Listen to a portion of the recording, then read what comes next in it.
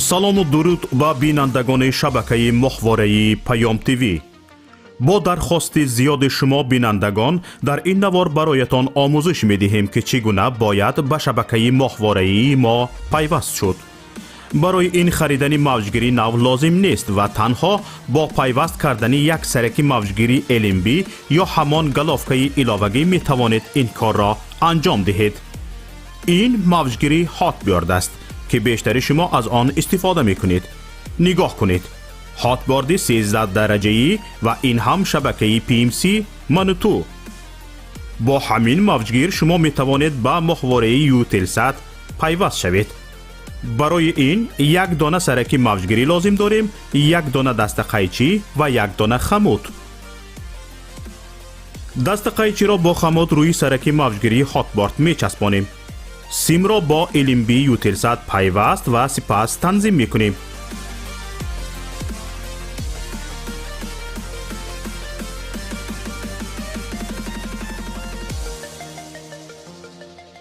ин ҳам моҳвораи Eutelsat ва ин шабакаи Manutу ки дар аввалин мақом пайдо шуд ва ҳоло мо онро танзим мекунем.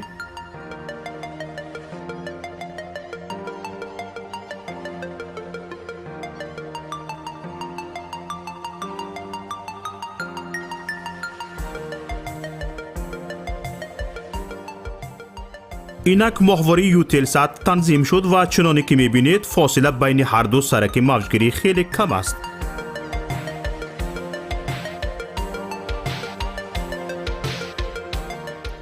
акнун метавонед бо ҷустуҷӯ дар ин моҳвора шабакаи Паём ТВ-ро ҳам пайдо кунед. чуноне ки мушоҳида кардед, заҳмати зиёде сарф нашуд ва пайвастанаш ҳам бисёр осон аст. акнун ки ёд гирифтед, ҳар як аз шумо метавонед аз таҷрибаи пайвастан ба шабакаи мо як навор сабт намоед ва ба мо ирсол кунед. беҳтарин навор ба ҷои ин навори мо ҳамчун навори омӯзишӣ истифода хоҳад шуд. мо метавонем барои бехатарӣ садои шуморо иваз кунем. бо мо бошед ва барномаҳои Паём ТВ-ро пайгирӣ намоед. нишонии мо дар моҳвораи Eutelsat. моҳвора Eutelsat 7B، мавқеият 7 дараҷаи шарқӣ، фреконс 11262, суръати нишонӣ 27500, поляризатсия HFEC 5/6.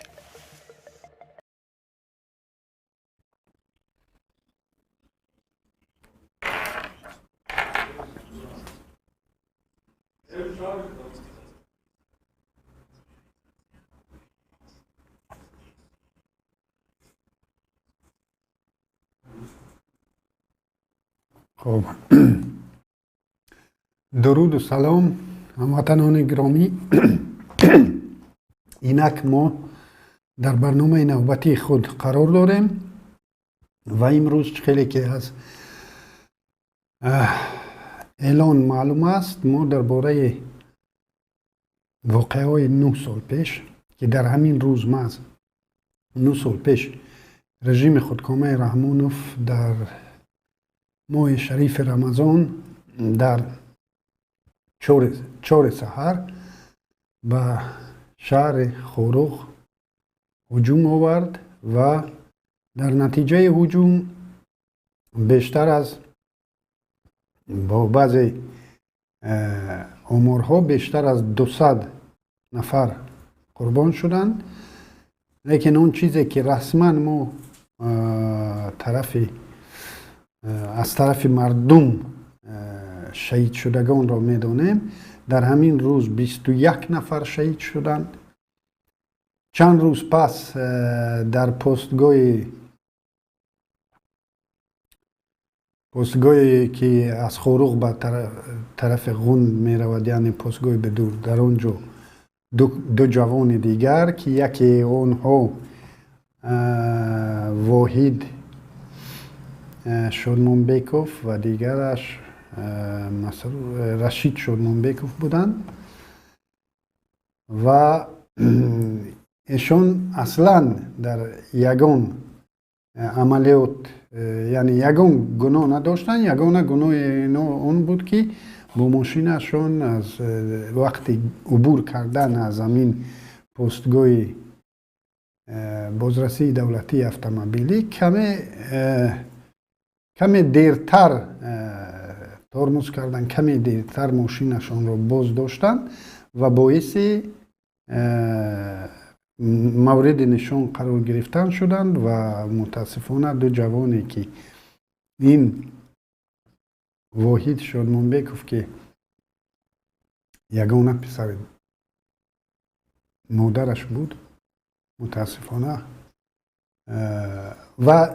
متاسفانه به شهادت رسانده شد و تا به همین روز ما نمیدانیم که همون مقصر، یعنی همون جنایتکاری که همین ها رو کشت و در این تیر زنی باز شهروندان، دو شهروند دیگر هم زخم برداشتن، ما نداریم چنین معلومات رو که کسی به جوابگری کشیده شده باشد و آخران بعد کمی بیشتر از یک ماه امام نظرف را ترور کردند و در عموم 24 شهید را ما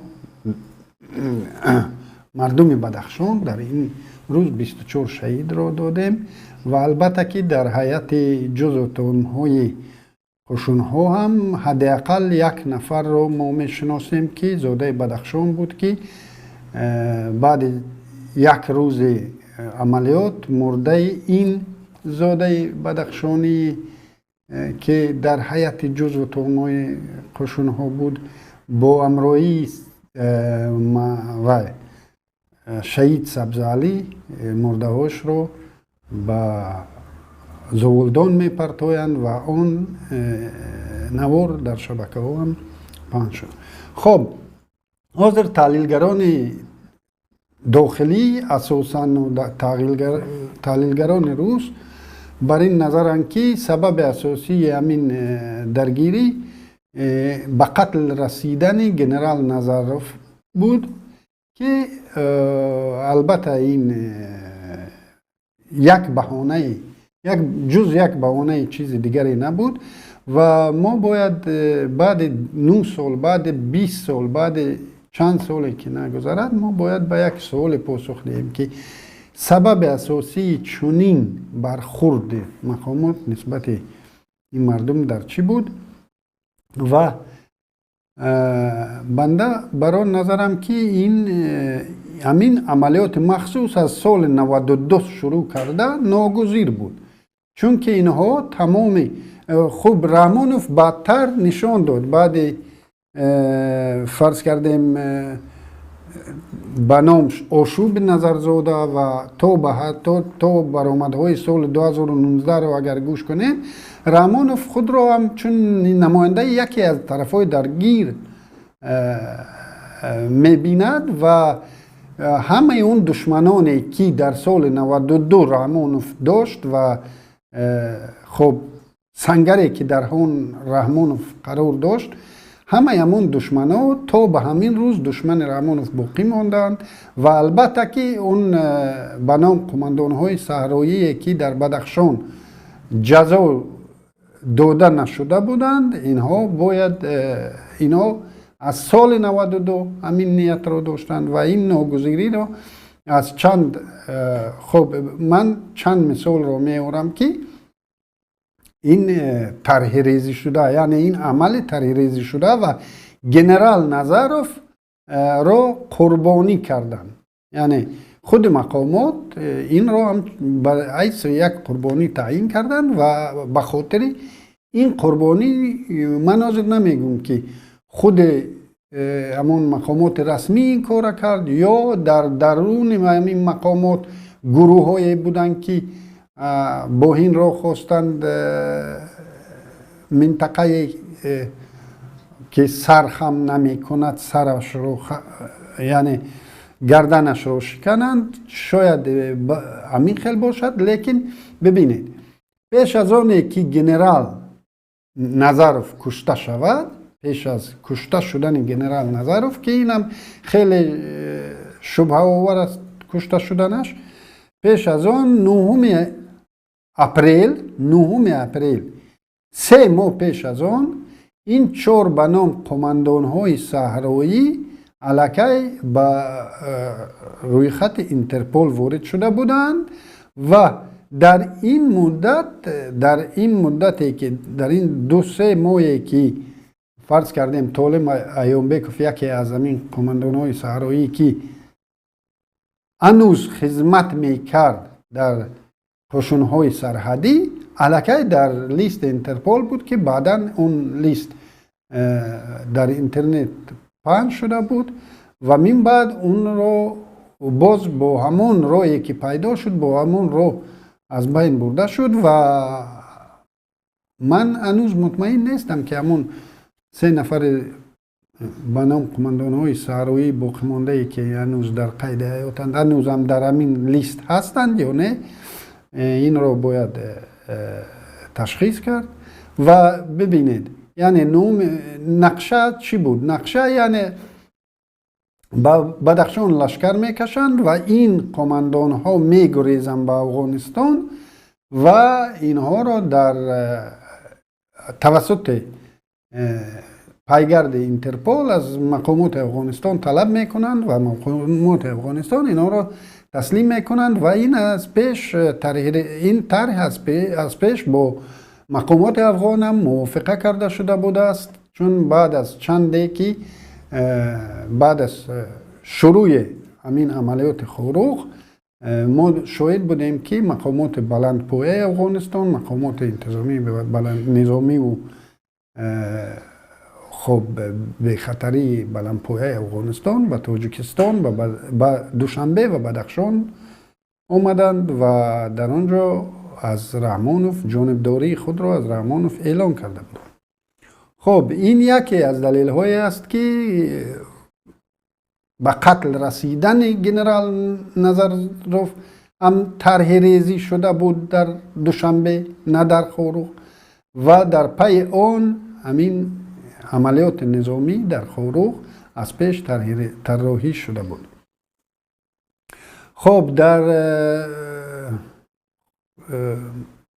پیش از آن که 24 سحر بر وقت این عملیات نظامی شروع شود، 23 در شهر خوروغ تظاهرات برگزار شد. اگر کارمندان تکنیکی داشته باشند اما تظاهرات رو که در آن تشبسکار آن مرحوم شهید سبزعلی محمد رضایف بود، خب همون گرد همایی برگزار شد. سلام علیکم. خیلی یکی پرابوت کنده проблемой сеть, проблемой Таджикистан.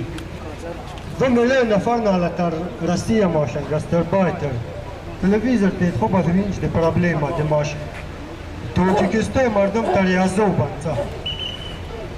Машорат бродат яхат даже тила бавемнане куда голос жмена тар Москва горги ё хона нафа. Холох Таджикистан حکومت тар де заводане хонане пацанович. Холох дизга حکومت دزگاه کانده دزگاه حکومت کش کودک در مسکو تو اینجا نه خو کودک یه چپه دید از نه حکومت خبردار سید و نه بنده حتماشن کودک آره سه ترار جو پیست هر چیزه بکوز خیلی درست دادد نه از روی به شرایط مسکو تاجیکستان. خب در این تظاهرات مرحوم سبزعلی خیلی با احساسات خیلی دقت کنید در اینجا جمع آمدگان جوانانی که شاید هنوز مکتب خوانم بودند و نو مکتب رو خلاص کردن جمع شدن، حتی همان کارمندان حفظ حقوق هم با هزار امید به همین تظاهرات نگاه میکردن که شاید باشد که همین تظاهرات باعث شود که همین عملیات نظامی شروع نمی شود، لیکن همه بیخبر از آن بودن که این عملیات این یک بهانه و پیش روی این عملیات رو چیزی گرفته نمیتواند و این عملیات پیاده خواهد شد بیخبر بودن و همگی بعد چند ساعت عملیات نظامی شروع می شود و به اون نتیجه می رسیم که تو به همین روز هنوز بسیار مسئله ها بگذار اون اتیومی که بستید بالای همون 24 شهید که از بینشون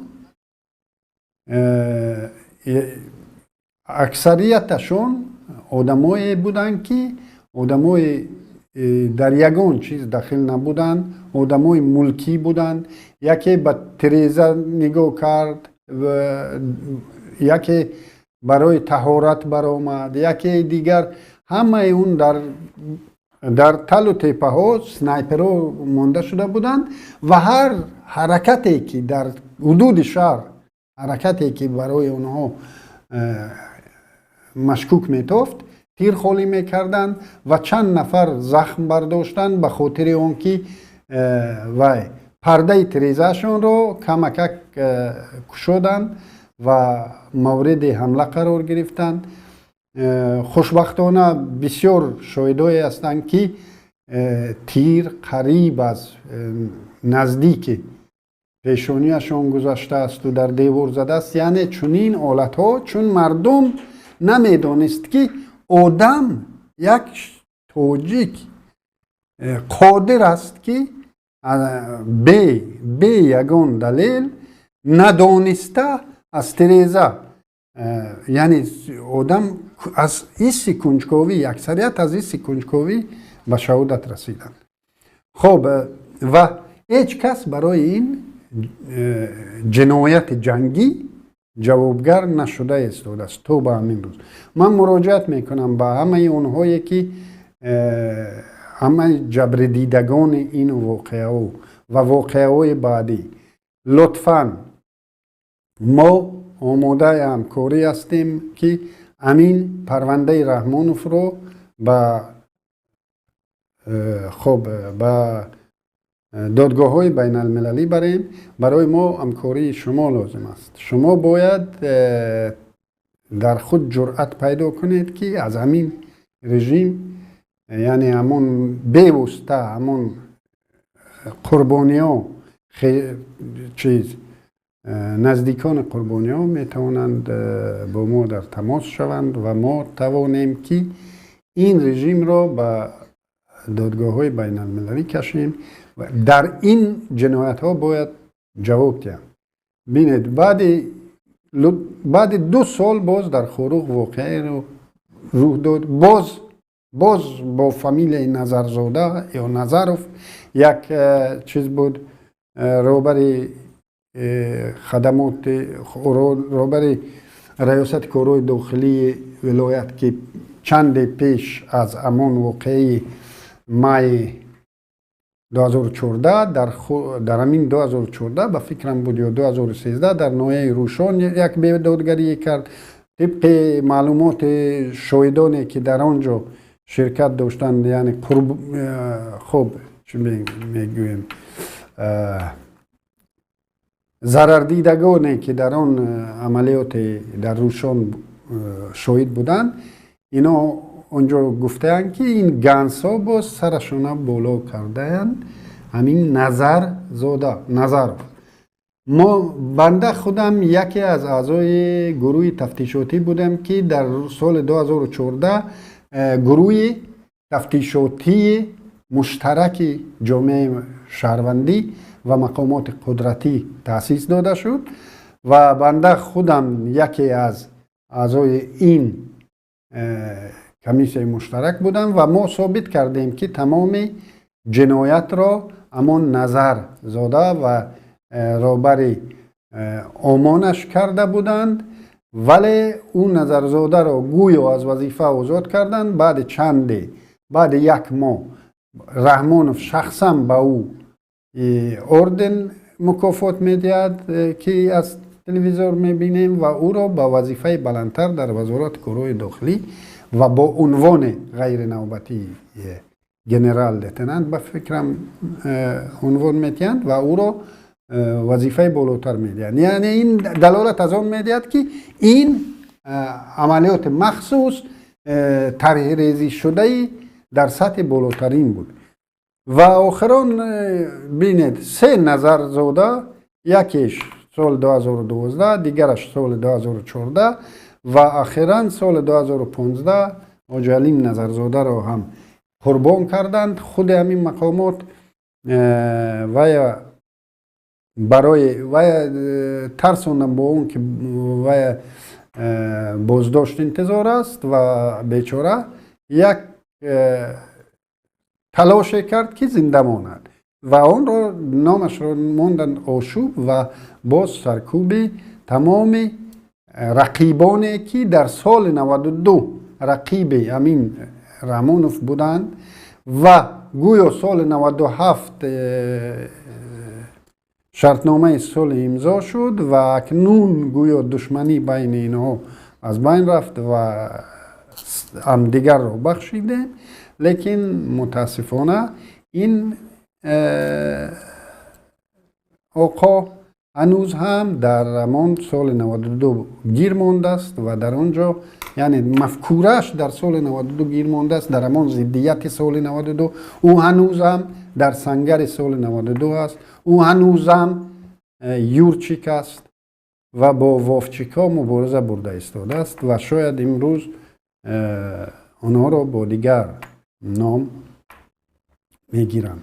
من با تمام نزدیکان، یار و دوستان، خویشان شهید شدگان، همه شهید شدگان، نه فقط شهید شدگان خاروق، شهید شدگان آزادیخواه تاجیک هنوز از سال 1991 قربانی میتیند. در سال 1991 خیلی که در خاطر دارید 8 نفر یا 12 نفر شهید شده بودند و میدان شهیدان به نامشان گذاشته شد.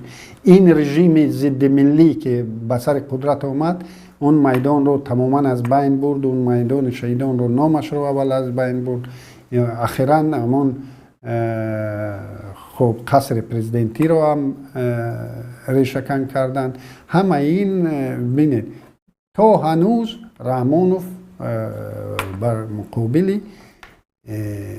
همون استقلال خواهان تاجیک است که از همون روز قربانی دادیم و به خاروق رسیدیم و بعد خاروق نیز باز در دوشنبه قربانی دادیم و امروز قربانی داده ایستادیم. برای چه برنامه رو چنین نام گذاشتیم که خاروق 2012 و دوشنبه 2021 خیلی که همه شویدید. امروز با بی‌مسئولیتی شخص رحمانوف و خاطر خب همین روز استقلالیت که در این روز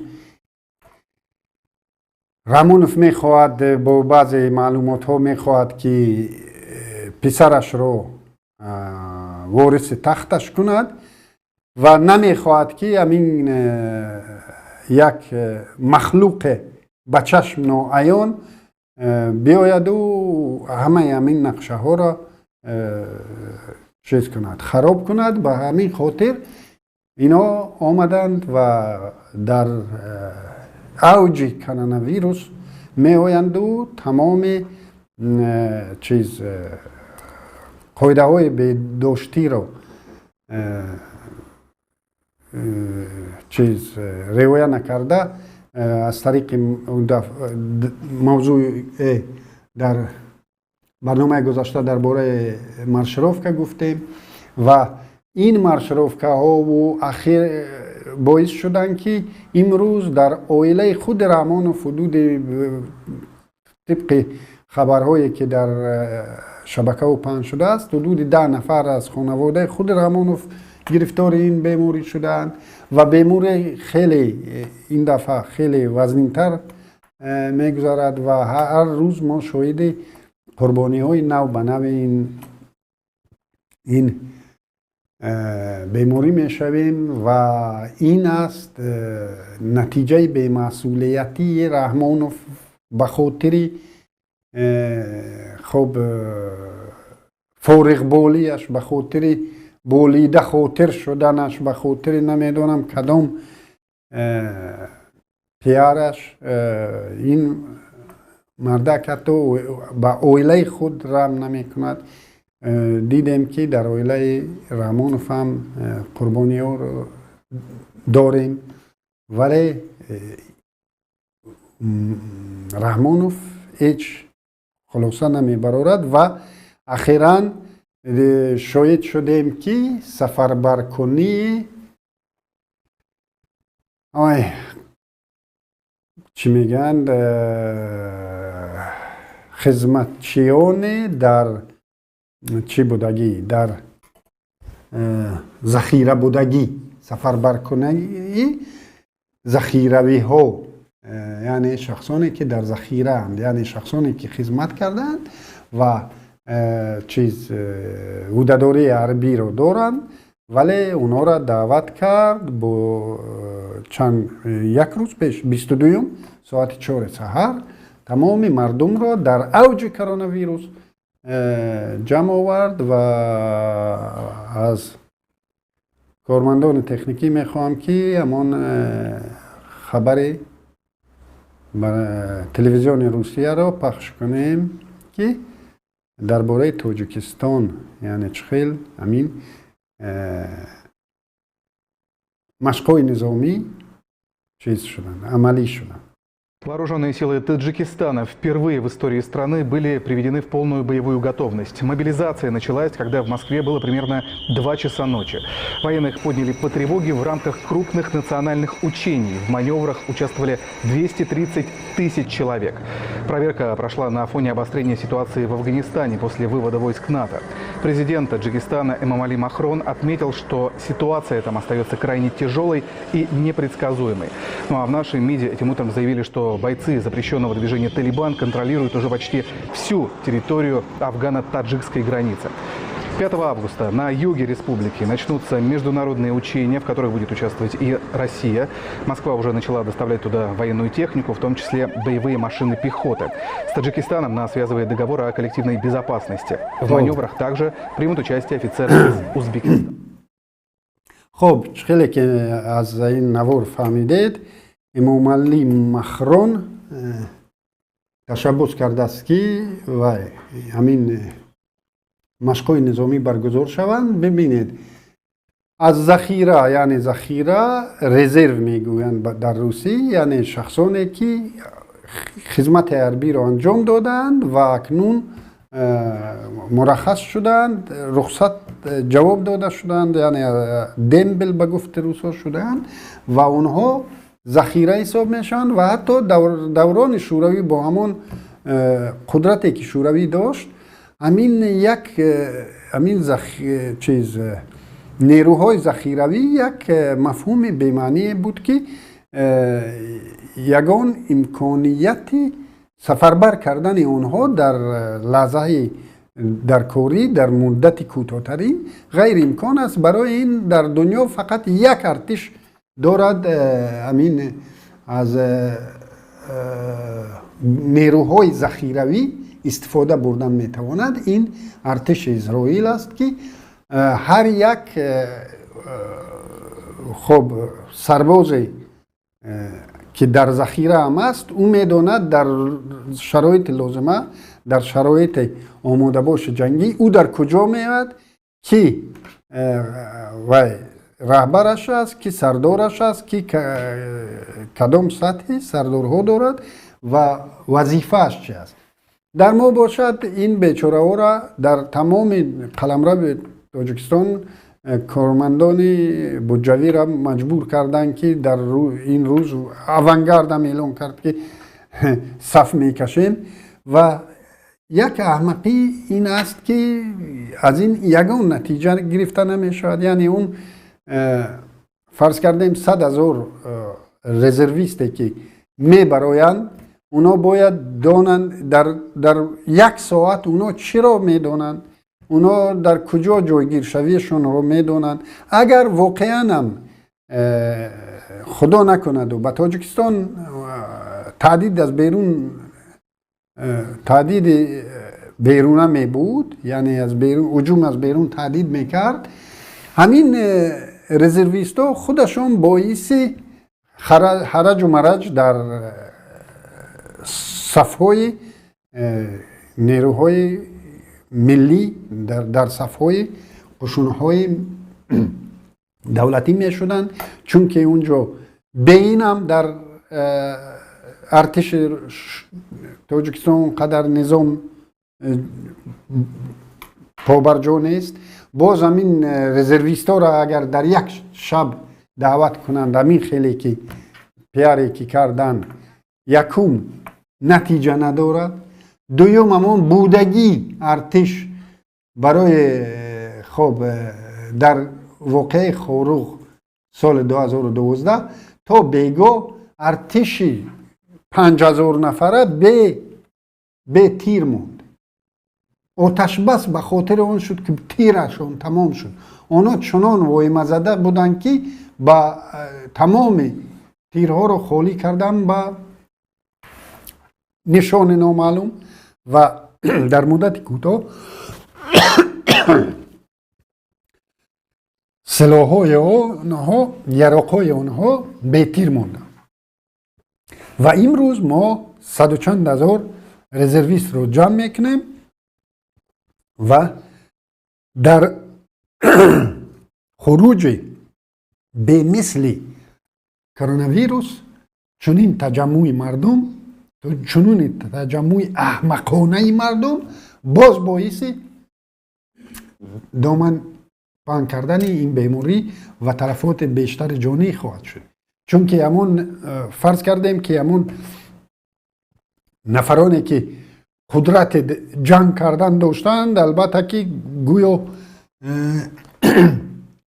ایمونیتیتشون بلندتر است و اونها برنده ویروس میشوند اگر خودشون هم از اون ضرر زیاد نبینن. لیکن اونها که برنده ویروس شدن 100 و چند هزار آدم که به پا خیزوندن و اونها سرایت یافتند، اگر 10% اونها هم سرایت یافته باشند، بینه چقدر سرایت پهن می شود و چقدر قربانی را باز بر اثر همین احمقی رحمانوف ما می توانیم شاهد شویم. خب تماشابینان محترم، یادآور می شویم که همین الان پخش مستقیم در کانال یوتیوبی پیمان ملی تاجیکستان و همزمان در کانال ماهواره پیام تیوی پخش می شود و از شهروندان تاجیکستان که در داخل تاجیکستان به سر می برند، در افغانستان، در طرفهای شرق، در چین و در کره و در همه اون جاهایی که تاجیک‌ها حاضر به سر میبرند، می توانید در این منطقه های شرقتر می توانید ما رو در شبکه ماهواره پیدا کنید و از طریق تلویزیون ما رو تماشا کنید و در ابتدای این برنامه چیز بود،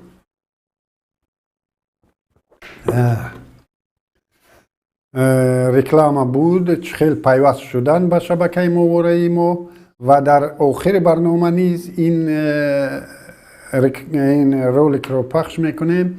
لطفاً به شبکه ما پیوست شوید. در یوتیوب باشد لایک مونی رو از خاطر نبرارید، با کانال یوتیوبی پیمان ملی تاجیکستان ابونه شوید. این نوارهایی که در شبکه ما نشر میشوند اینا رو با دوستانتان نیز هم رسونی کنید و خب ما این برنامه ما متاسفانه هنوزم نام مناسبی رو برای برنامه نیافتم. از شما التماس خواهش میکنم که در این عملم با ما کمک کنید مصلحت های خود را که شما چگونه نام را میماندید. چون خبر که هر شنبه ساعت 15 به وقت لهستان و ساعت به فکرم 19 می شود یا 18 به وقت تاجیکستان پخش می شود. این برنامه تحلیلی اطلاعاتی تحلیلی است، ولی امروز چون روز یادبود شهیدان خورق 2012 بود ما برنامه را به آن بخشیدیم و البته که مسئله دخترین امروز در تاجیکستان مسئله کووید است که مقامات آن رو خیلی به نظر خیلی بی‌مسئولیتانه نسبت آن برخورد میکند و ما امروز زیاد قربانی ها داریم. خب چند خبر دیگری که این هفته قابل ذکر است که اون رو قید کنیم. این یکی از چی میگن ریدر ضبط کردن ریدری بیزنس در تاجیکستان از طرف یک خانواده است. در هفته گذشته خبرات در نشر شدند که خب این پنجشنبه بزرگ از خیلی پیشتر خیلی که رادیوی آزادی معلوم کرده است از خیلی پیشتر پنجشنبه بزرگ یکی از بزرگای کلانترین شمار کشور به یگان رقیب در مزایده به یگان رقیب به نرخ 4 میلیون سومانی یا 4 میلیون دلار 4 میلیون سومانی با مقدار 4 میلیون سومانی با شخص نامعلوم، یعنی با یک شرکت ساختمانی مهن که همگی یک سال و چند ماه پیش ثبت نام شده است. و ببینید بنده خودم هم در همین بیزنس ساختمانی کار کردم و ما میدونیم که این خیلی یعنی از کجا یک شرکت ساختمانی در مدت کوتاه همین خیلی مبلغی رو پیدا کرده است که با مقدار 4 میلیون هم باشد، خیلی ارزان هم باشد، همین بازار رو صاحب شده است. و ببینید مقامات انداز برای رادیو آزادی حسابا چیز از آوردن نام مالک اصلی این بازار خودداری کرده است. یعنی این رو یک چیز سر دولتی کردن. همه اون مالکیتی که امروز به خانواده رحمانوف تعلق دارد اون سر دولتی است، به مانند IRS و به مانند باز چند میمانخانه و همه اون چیزی که اویستا گروه و همه اونها مالکشان نامعلوم است. حتی پارلمان کشور می آید و همین مالک های نامعلوم باز چیز امتیازهای انداز می دهد. خیلی در خاطر دارد او سال شکرجان ظهوروف سوال کرد که مالکش که از مالک IRS جواب نگرفت، ولی نوابسته از این همان امتیاز در کاری انداز را برای آنها پارلمان به قانون همچون قانون قبول کرد و هیچ کس امروز نمی پرسد که همین شرکت ساختمانی مهن چه رقم شرکت است. ببینید اگر همین شرکت ساختمانی مهن یگان ربطه به رحمانوف و به اویلا و به یگان مقامات ربطه نمی داشت. ما می دانیم که در تاجیکستان خیلی شرکت هایی که حتی مالکشون معلوم باشد و همین خیلی به رقیب در مزایده یک بزرگ کلانترین کشور را خب غصب کند، همین تشکیل کننده مزایده رو به دادگاه می کشیدند و هم خود مالک نو رو چون مالک پیشتر که خیلی گرانتر همین بازار رو خریده بود، خیلی راحت او را با چیز ساخته، با پرونده ساخته، گویا کدام اشتباهی در حجت گذاریش بود. خیلی که حاضر شهروندان تاجیکستان، شهروندان تاجیکیانی که شهروندی روسیه رو دارند و چند نفر باز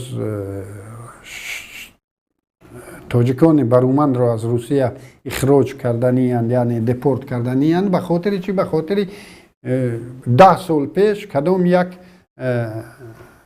اشتباهی در حجتاش پیدا میکنن. این هم با دست خود تاجیکای ما. همین خیلی دیگر مقامات ما نسبت همین صاحبکاران تاجیک میکند و بنده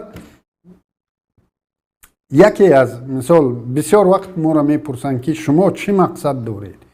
شما پیمانی ها چی مقصد دارید؟ شما مخالفان رحمانوف چی مقصد دارید؟ نه یکی از مقصد و این بنده خدایی که صاحب اصلی همین بازار پنجشنبه بازار بود، انشالله این پنجشنبه بازار باز به صاحبش برمیگردد و عدالت را برقرار میکنیم.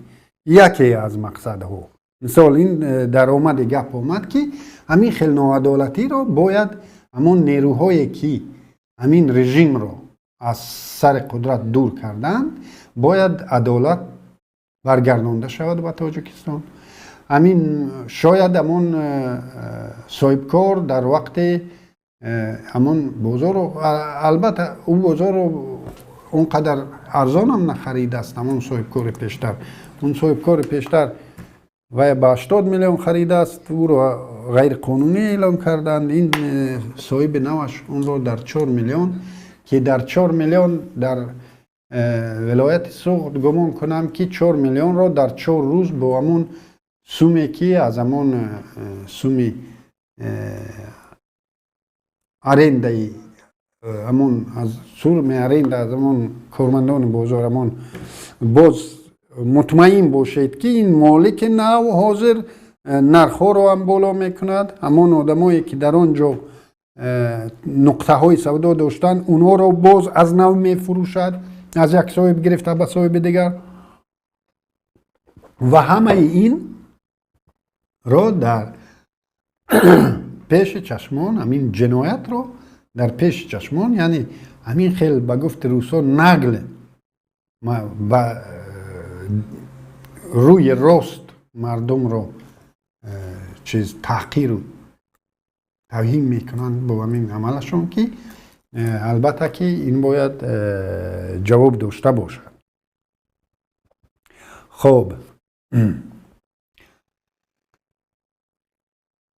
خب دوستان عزیز، با این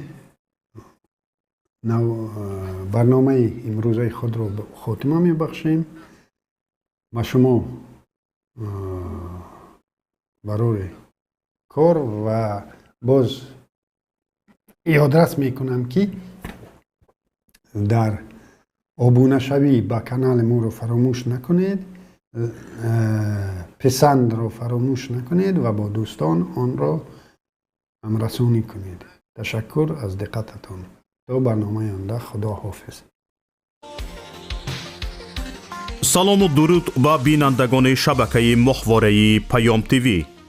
با درخواست زیاد شما بینندگان در این نوار برایتان آموزش می‌دهیم که چگونه باید به شبکه ماهواره ما پیوست شد. برای این خریدن موجگیری نو لازم نیست و تنها با پیوست کردن یک سرک موجگیری LMB یا همان گلافکه علاوگی می توانید این کار را انجام دهید. این موجگیری هاتبیارد است که بیشتر شما از آن استفاده می کنید. نگاه کنید. هاتبیارد 13 درجه‌ای و این هم شبکه PMC منوتو. با همین موجگیر شما می توانید به ماهواره یوتلسات پیوست شوید. برای این یک دانه سرک موجگیری لازم داریم، یک دانه دست قیچی و یک دانه خمود. دست قیچی را با خمود روی سرک موجگیری هاتبیارد می چسبانیم. سیم را با LMB یوتلسات پیوست و سپس تنظیم می کنیم.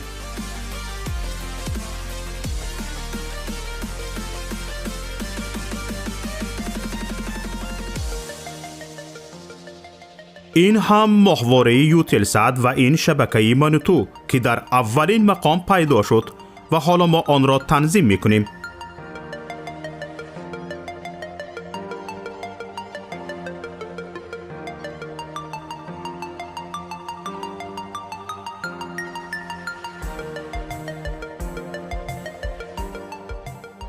اینک محوره یوتلسات تنظیم شد و چنانی که میبینید فاصله بین هر دو سرک موجگیری خیلی کم است.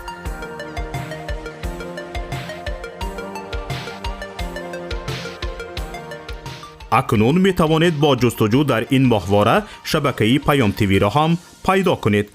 چنانی که مشاهده کردید زحمت زیاد صرف نشد و پیوستنش هم بسیار آسان است. اکنون که یاد گرفتید هر یک از شما می توانید از تجربه پیوستن به شبکه ما یک نوار ثبت نمایید و به ما ارسال کنید. بهترین نوار به جای این نوار ما همچون نوار آموزشی استفاده خواهد شد. ما می توانیم برای بی‌خطری صدای شما را عوض کنیم. با ما باشید و برنامه های پیام تیوی را پیگیری نمایید. نشانی ما در محوره یوتلسات: محوره یوتلسات 7B، موقعیت 7 درجه شرقی، فریکانس 11262، سرعت نشانی 27500، پولاریزاسیا H FEC 5:6.